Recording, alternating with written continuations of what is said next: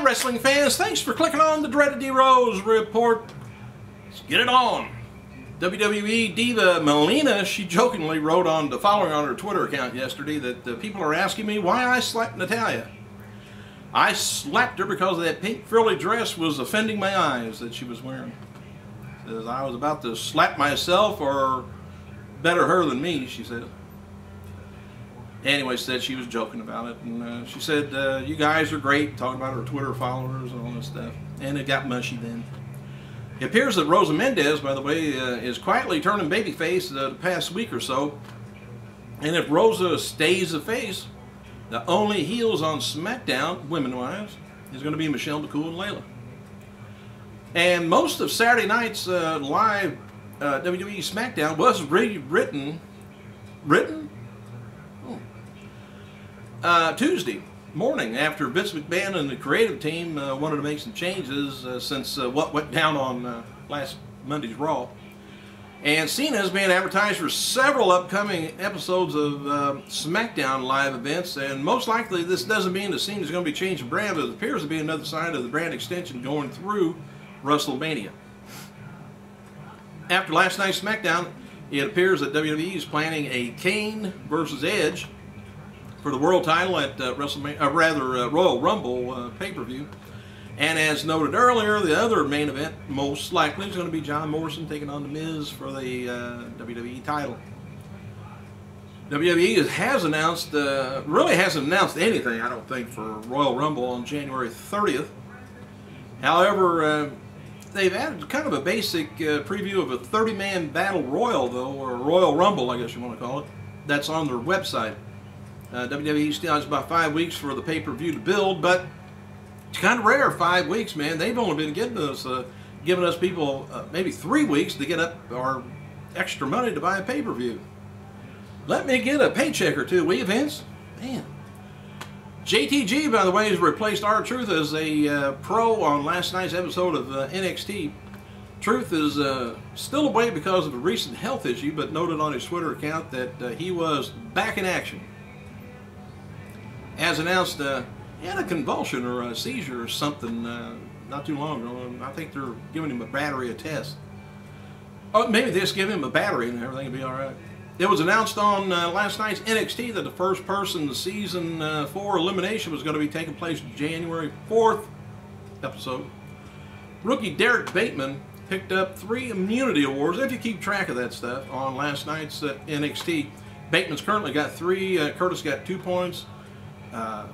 Jacob Novak's got, and Brian Saxton, I guess, has got 1 each. And Brodus Clay, Conor O'Brien don't have none.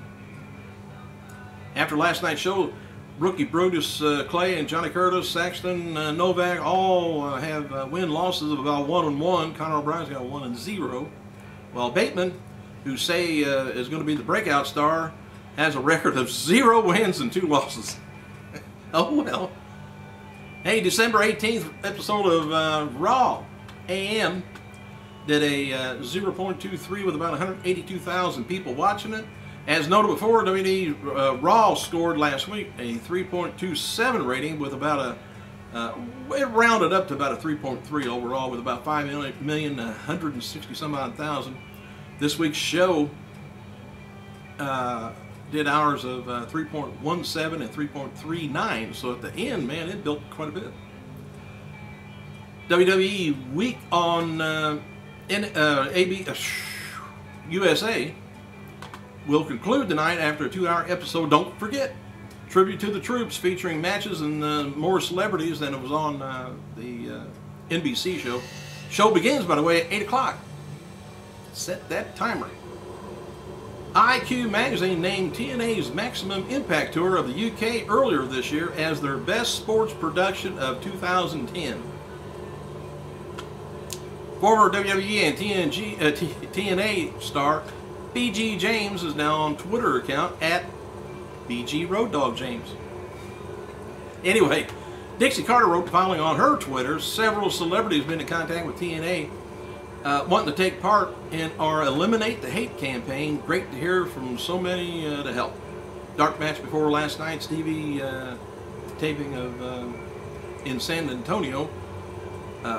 We didn't see Trent Beretta defeat Abraham Washington. Washington cut a heel promo after the match was over. I'd like to see him.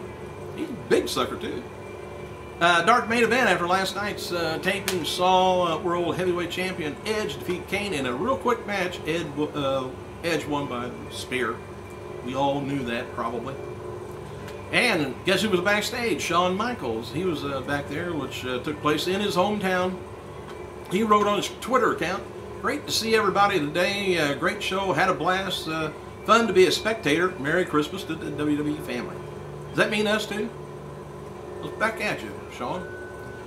For the second consecutive night, the term Vicky was the trending topic on Twitter. My God, can't she draw a heat? It was, I don't know, I think it was actually, because I think Vicky kind of broke up a couple times. I don't know if that's on purpose or not, but oh well, Cena got a kick out of it, so did I. At a tag team match was pitting World Champion Edge and Rey Mysterio against Kane and Alberto Del Rio was announced for next week's episode of SmackDown, which takes place New Year's Eve. As reported, Triple H will be more involved on the TV side of things in the upcoming weeks. His role was a role he was familiar with during the WWE Overseas tour. I guess he did a lot of that. Vince didn't know it, right? There was said to be a much more relaxed environment with Triple H running things opposed to Vince. Maybe Triple H has got his ear out more than Vince. Alright, John Cena is featured on the cover of January 11th issue of WWE Magazines, which headline reads, John Cena's biggest year ever? Oh, we'll see, I guess. Last night's episode of, well, I told you the rating on that. Original creative plans for the Cena Punk angle that kicked off last night on Raw begins next month. Well, it's supposed to begin next month. But bumped forward because of the straight edge wrestlers' return to the action in the ring. The preliminary plan was, as of last night, was that the feud was going to be culminating at WrestleMania 27. Radar Online was just about as bad or as good, which way you want to look at it, as TMZ. Reported today that TNA star Hulk Hogan checked into a Tampa Bay hospital for another back surgery this morning. My God, he ought to be worse than Abdullah the Butcher's forehead. Anyway, radar sources say that Hogan may be hospitalized through Christmas and could be out as early as New Year's. Wish him the best. Radar sources say the idea is to look for a real solution because of an ongoing wear and tear. Probably would help to lose a little bit more weight too. I mean, not that he's heavy, but still at 270 or whatever, 265, whatever it is, that's quite a bit on your back. Former WWE Cruiserweight Tag Team Champion Paul London, which I think I told you about that, still carrying on with putting down WWE, said he wouldn't go back for $1 zillion, I bet.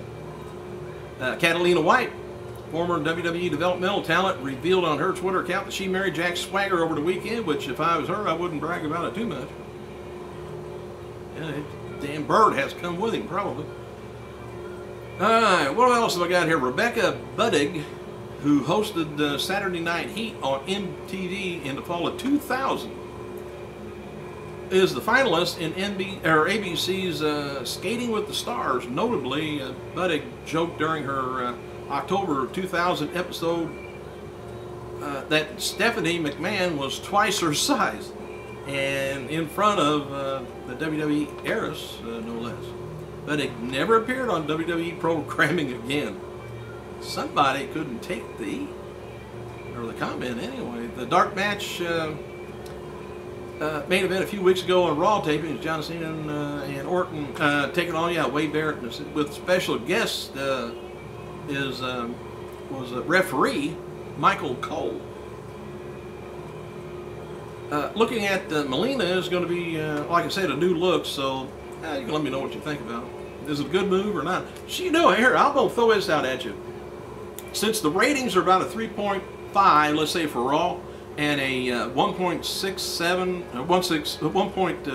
if the roster was to change, would the ratings go up the same way? I'm just kind of wondering whether Raw would do SmackDown ratings. Hey, thanks for clicking. I got to go.